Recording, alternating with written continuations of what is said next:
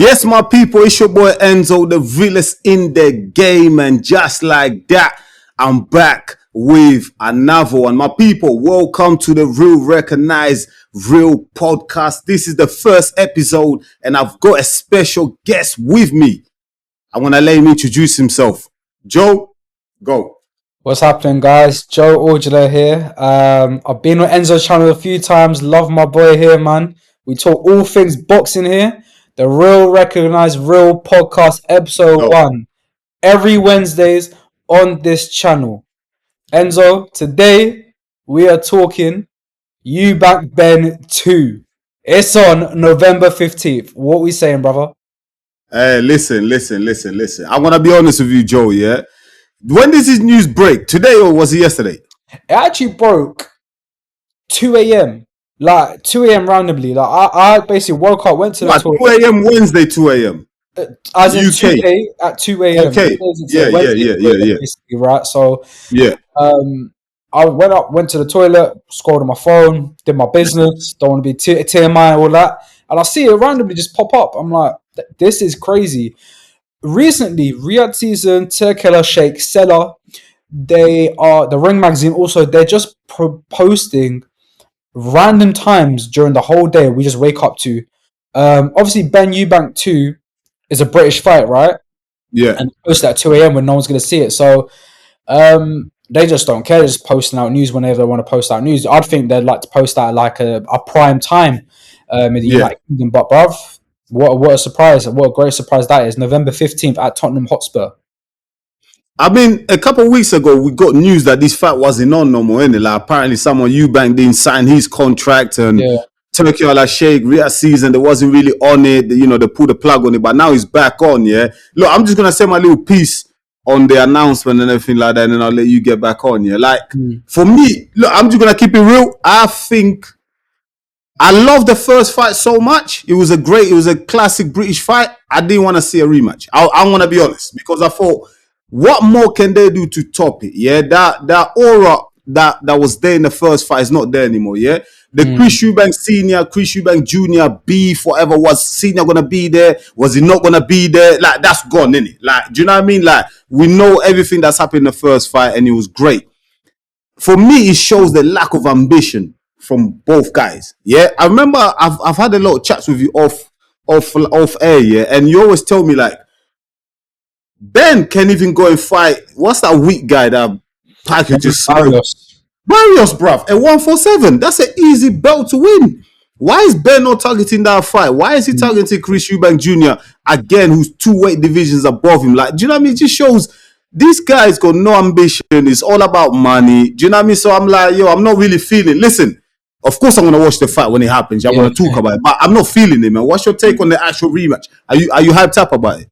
I mean, I think when you have fights like these, obviously the second time you won't get excited when the announcement comes than you would the first time. However, because the first fight was such a barnstormer, it was one of the best British fights we've ever seen. I think that's what the selling point is. And look, I understand. I hear what you're saying about ambition. I understand it, but in Conor Benn's eyes, you got to look at Conor Benn's eyes, right? Like, his perspective is he lost the first fight, so why wouldn't he want to go out for a rematch to get revenge? So I hear it. Chris Eubank Jr. Is probably that criticism is more towards him in terms of, you know, getting the rematch done. But at the end of the day, they did sign a 2-fight deal. And, you know, if they're men of their words, they would have that second fight, which they have done. I definitely agree about the Mario Barrios point. I think, look, when they first had their fight agreed, was it 2-3 years ago? And obviously what happened with the Conor Benn PED scandal happened. After that, I said after that, look, if I was those two fights, if I'm Chris Eubank Jr., I'm going to 160 fight Mauricio Lara for the WBA world title, and if I'm Conor Benn, I'm fighting Mario Barrios. And I said that 1 or 2 years ago. And how great would it been, Enzo, if these two fight and they fought each other, and then they fought each other as world champions?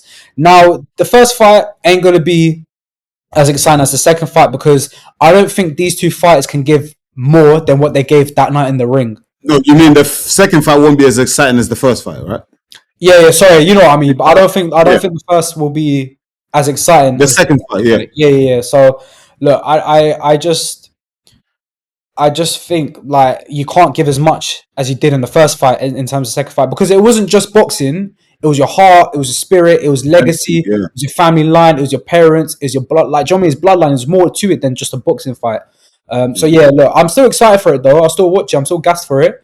But yeah, that was always going to be the case though. What? Yeah. What I was gonna ask you as well. I mean, listen, yo.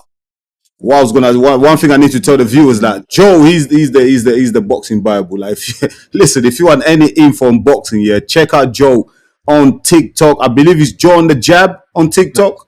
Yeah, John Yeah, the Jab on TikTok. Yeah, John yeah, the Jab on TikTok, guys. If you want up to date, like my little slogan is the most sharpest boxing news and content on TikTok. The reason why I say sharp is because sharp is there. It's precise, and it's straight to you guys. And look, I go on live as well on TikToks usually every other day. So like you enjoy it, man. Proper good content on there.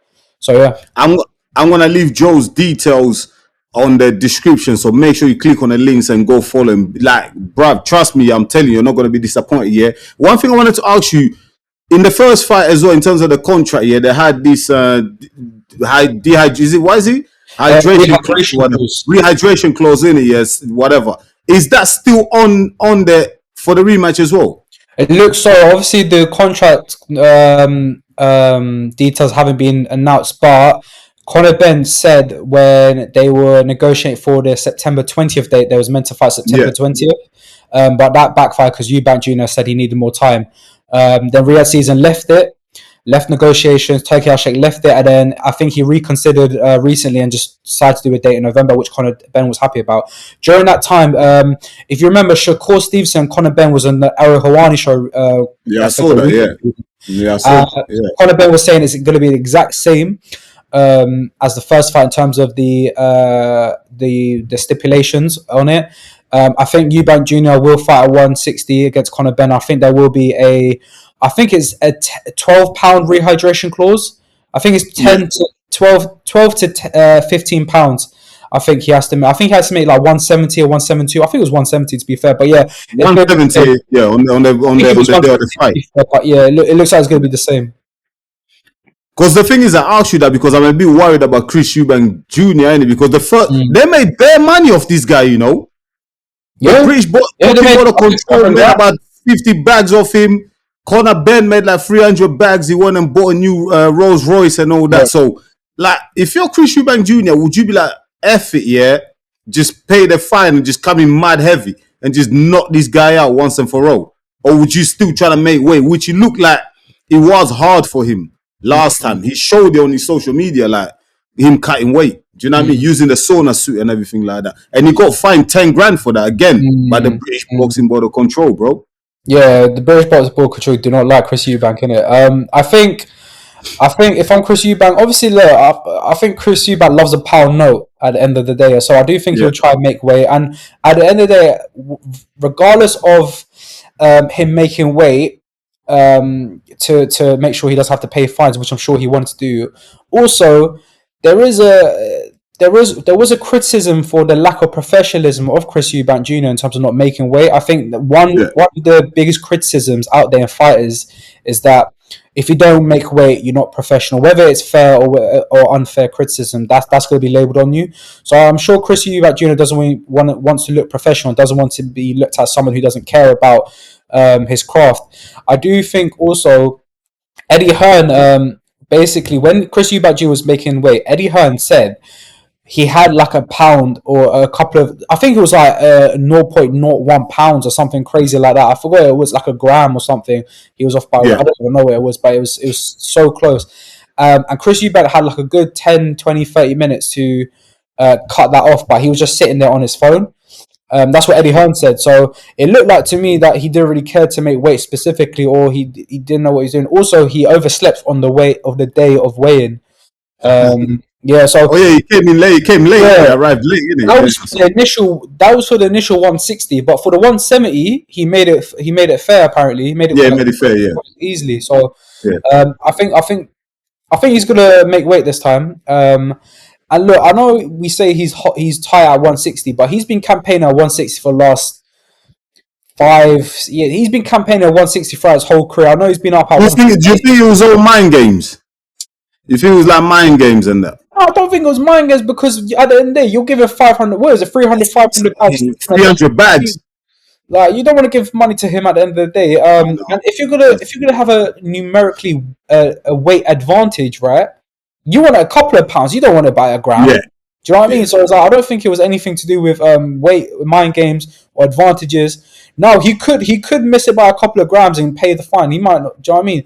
But we don't know. In the contract, it might be per gram, per pound, per. Do you know what I mean? It might be more. Yeah. It might be. Do you know what I mean? It might be more money if he was like £5. It might be a million. So, do you know what I mean? We don't know what the contract stipulations are at the end of the day. Stipulations are, yeah. So yeah. Quick one, yeah. Let's just close the chapter on this because obviously we're gonna come back to this. Look, the fight is all the way in November. So, by the way, yeah, before I carry on as well, me and Joe, we're gonna be doing this Real Recognize Real podcast every Wednesday. We should be dropping latest 9 p.m. on a Wednesday. So make sure you check us out every single Wednesday. And I know me and Joe in the past we spoke about this and we didn't really commit, but this time, trust me, we are flipping determined, bro. We're doing this shit. Like no one's stopping us in it. We're coming for all you guys. Whatever you call yourselves, man. But listen, Joe, quick early thoughts, early predictions from the way the first fight went. How do you see the rematch game? Me personally, I tell you right now, straight off the gate, I think same result, man. I think this time around, Eubank smokes him even easier. What's your prediction? Early thoughts. So when I predicted the first fight, I said Eubank on points, and for the second fight, I changed. I have no different thought again. I think Eubank on points again. What I would say is that look, a lot of people said that fight was a really extremely close fight, and some people also said Conor Benn won it. People had it as a draw. Yeah. Personally, I thought 160, 112 was fair for Chris Eubank Jr. That's how I scored it at the end of the day. I thought it was a good fight. I thought Eubank did well, and I think that was a fair scorecard. I think Chris Eubank Jr., Conor Benn, I think it will be a lot closer this time. I do think he will win it by a round or two, maybe like the first time. But I do think Conor Benn will come closer because there's something about vengeance in you when you've lost a fight. There is vengeance in you. There is something in that you want to, make the wrongs right. And also, Emmanuel Stewart, the great Emmanuel Stewart, has always said, whoever wins the rematch is the superior fighter usually. So we'll see whoever the superior fighter is, man. And like we talk about, in the next episode we're gonna talk about Bivol Beterbiev. Like Bivol Beterbiev, you saw how Bivol responded to a loss. Let's see how Conor Benn responds to a loss. Now, boxing purists, I'm not saying Bivol's Conor Benn, of course not. I'm just saying the mentality of vengeance is a big thing in boxing. Also, that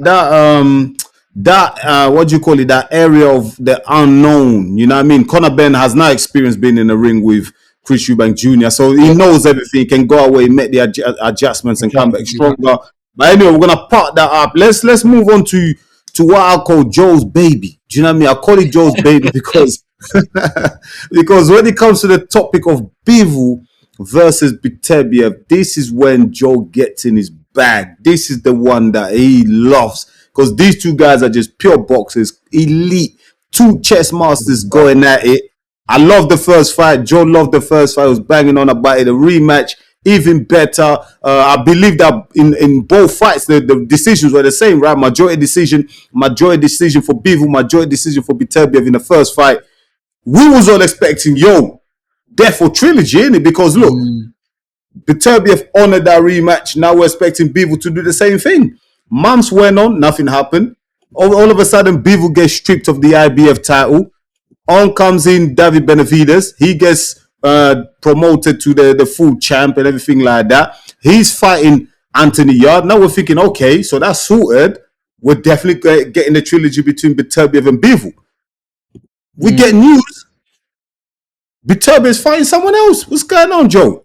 Yeah, so today it was announced by the Ring magazine once again that Beterbiev will be fighting on the November 22nd card, the Benavidez versus Yard card, and he'll be fighting a fighter called Dion Nicholson. I think a few days ago, I think a day or two ago, he was in negotiations with another fighter called um, I forgot his name, something Something Lopez. Lopez, didn't it? Yeah, yeah. I remember you brought the news actually. Yeah, Yeah, it was a fighter called something Lopez. I forgot his first name. Like these two fighters, if you're from the UK, you won't really recognize these two fighters. I think people in the USA don't recognize these fighters as well. So um, that tells you everything what Beterbiev is trying to do. Beterbiev is just trying to bank some rounds in and get a fight that he is, the heavy favorite to win. Not a fight that's gonna give him a lot of problems.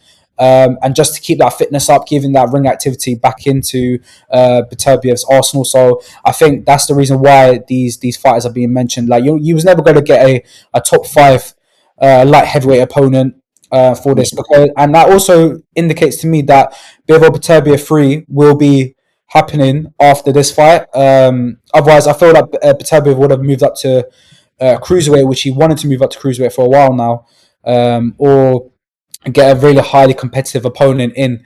So yeah, that tells you everything in terms of Beterbiev's intentions. I am disappointed that we don't see Bivol Beterbiev 3 as the next fight.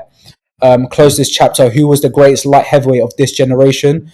But look, at the end of the day, look, Bivol Beterbiev fans, don't be um, too dissatisfied. I know this is not the news that you wanted. I know this is news that I didn't want. But at the end of the day, this is news that we got. It seems like this fight will happen at the beginning of next year rather than this year. yeah, I hear that, man. But what was I gonna say to you as well? I mean, Beterbiev turned 40 in January. Mm. 41. Realistically, by the time they get in the ring again for the trilogy, you're gonna be 41. When I was watching the rematch, I did notice Beterbiev did lose a bit of a step. Like he wasn't cutting off the ring as much as they did in the first fight. And Bivol being the younger guy, I think Bivol was like 6 years young or something like that. He's 34, yeah. He was able to like up the gears, up the pace, and you can tell Beterbiev couldn't keep up. So him waiting another year to go against an elite fighter, yeah. Like there's not much between these two guys, bro. Like Mm. waiting another year to get back in there against Bivol, yeah. That obviously makes Bivol the favorite for the trilogy, bro. Yeah, I think Bivol is the favorite for the trilogy. I also think that look, at the end of the day, the criticism for Bivol slowing down Beterbiev on purpose. I'm not saying Bivol's scared. I'll never say that about Dimitri Bivol. I don't think Bivol's scared of anyone, right? But there's a lot of Beterbiev fans that out there that would say Bivol is trying to old man Beterbiev. And Trying to age him out. yeah, and in this situation, look, for the last 5 years, that's been the criticism. Like Beterbiev's always wanted Bivol, but Bivol's always waiting for Beterbiev to get older. Then they took the undisputed 175 undisputed fight, right?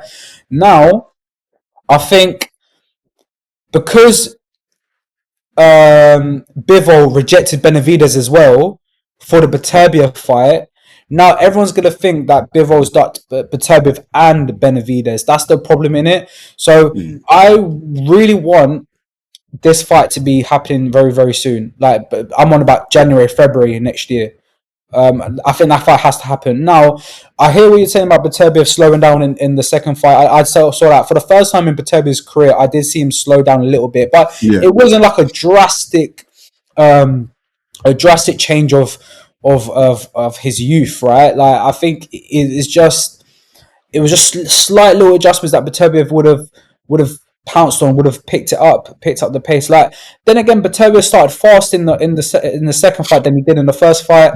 I do think Beterbiev will be on another level because there's something about vengeance. There's something about Beterbiev. We've never seen Beterbiev respond to a loss. We've given Bivol a chance to respond to a loss, right? And he's done it amazingly well. Like Bivol, what he was doing in the second fight, instead of landing in 2s and 3s, he was landing in 4s and 5s in terms of combinations, and that basically disrupted Beterbiev's chance to counter. So maybe Beterbiev will be working in camp in the future to sort that out. Yeah. Also, vengeance. There's fire in his belly. He really wants that undisputed trilogy fight. Not undisputed anymore, but he really wants that trilogy fight.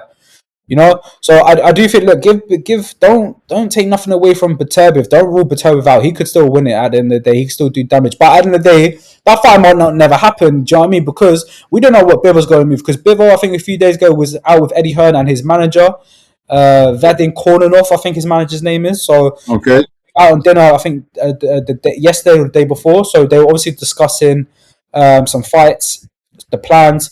If Bivol does not fight Beterbiev next, it's gonna look like he ducked Beterbiev on purpose. That's the problem. He's an old man in him. Yeah, that's definitely going to be the opinion on there as well from the fans. Yeah, and just a quick one as well. Obviously, look, the first fight was for undisputed, rematch for undisputed. Bivol was Bivol stripped or did he relinquish the IBF? So what happened? He had to relinquish the WBC. Oh, it was Basically, he got stripped with the WBC basically because he was mandatory for David Benavidez. But at the time, he said he has a mandatory fight with Beterbiev, and he's going to take Beterbiev next. So obviously, then that's the reason why he's stripped. But now he's not fighting Beterbiev next because Beterbiev's fighting someone else now. So that's why people are saying you duck Benavidez, you duck Benavidez. I don't think you duck Benavidez, but the argument's there, and I can see why people do think that. Also, the IBF are looking into doing something about it. I don't think they're going to do it, but they wanted basically Beterbiev had a mandatory called Michael Eifert after the first undisputed fight between Beterbiev and Bivol. And the IBF said, cool, we're going to leave it. We're not going to strip you. But after this fight, Beterbiev, Bivol, whoever wins the rematch, Michael Eifert, you have to fight. Now, obviously, Bivol won it. I think they're talking to Bivol, saying, look, you have to fight Michael Eifert. By the way, no one's ever heard of Michael Eifert, a German fight. Never heard of him. It's so silly the way the IBF are doing these mandatory rulings. So undeserved, but at the end of the day, cool. But that's gone quiet now, so I don't know what's going on with that. But that was the talk of the town for the last 2-3 months after the WBC. The WBC did the thing, the IBF came and said, well, what about him? So yeah, I don't know what's going on with that one, but hopefully they're not going to strip him. But we don't need undisputed. We know whoever wins between Beterbiev, Bivol 3, they're the real undisputed in our eyes. We know this anyway. Yeah, I just thought maybe one of them want to become 2 times, you know, maybe Beterbiev wanted to become 2 times undisputed at lightweight. You know, I don't think that's never been done in the 4-belt era. Nah, not in the 4-belt era. Definitely no, not in the 4-belt era. That could have been another record there for Beterbiev. Listen, my people, we are definitely going to come back, me and Jo as well. As the weeks progress, the months progress, we're going to come back and update you more on what's happening between Beterbiev and Bivol. Just as the last one, Jo, anything else that you want to add? Maybe we missed something. You want to add anything else, or are you good? In terms of everything that we need to speak about, in terms of the boxing news, there's nothing that we need to hear of. I think besides, obviously, we've got Atama and Dillian White coming up in, I think, we got now 10 days' time. And hold that because we're back for that next Wednesday. Me and Jo are going to break everything down. So yeah, nothing else, man. Nothing really to talk about besides those 2 talking points. Massive talking points in the sport of boxing, to be fair.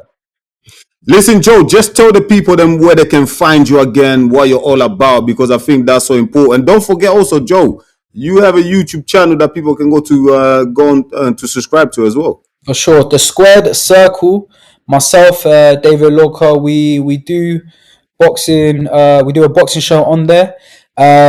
We are going to pick up the activity. We have been a bit quiet recently just because of like personal reasons. But we're gonna get back on that and do a lot more episodes on here. Also, Jo on the Jab on TikTok, the most up-to-date, sharpest boxing news content on TikTok. I go on live pretty much every day, or every other day. Maybe not the weekends, but depends if there's a fight. But yeah, like we have a lot of people on live. Yeah, so it's going very well. People are enjoying it.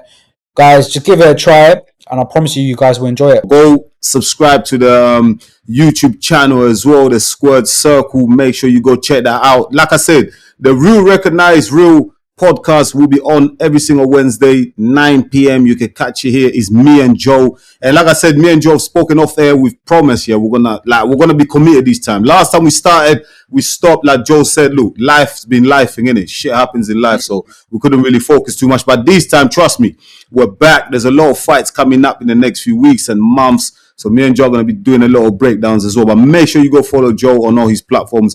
I really appreciate it, man. Final words, Jo. Thank you for having me, man. I feel like this is my second channel as well, man. I feel like me and Enzo, we're gonna do big things together in the sport of boxing, man. So, yeah, jump in or get left behind, man. That's it, man. My people, thank you so much for watching EMGM Sports. Once again, it's me, your boy Enzo, the realest in the game. Please don't forget to smash the like button. And if you're new to the channel, go ahead and subscribe, because that's how you're going to help the channel to grow. I'll be back. Joe will be back real soon with another one. Until then, stay blessed, my people. Peace.